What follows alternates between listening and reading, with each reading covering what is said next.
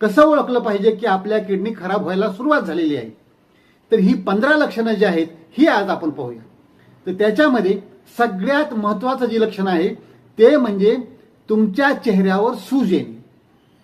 चेहऱ्यावर जर थोडीशी डोळ्याच्या खाली वगैरे सूज यायला सुरुवात झाली किंवा गालावर थोडी सूज यायला लागली, चेहरा धोदरल्यासारखा दिसू लागला, तर समजायचं की किडनी खराब व्हायला सुरुवात झालेली आहे.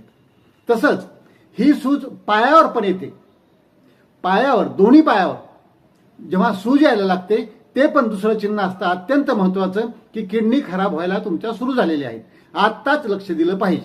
त्याच्यानंतर तिसरं चिन्ह असतं की तुम्हाला मळमळ व्हायला लागते आणि उलटी आल्यासारखी वाटते. बऱ्याच वेळेला उलटी होते पण, कारण हे कसं असतं की किडनी जेव्हा खराब व्हायला लागतात त्यावेळेला लघवीचं प्रमाण जे असतं ते कमी जातं बाहेर आणि विषारी घटक शरीरातले बाहेर टाकणं हे शरीराला शक्य होत नाही सगळे.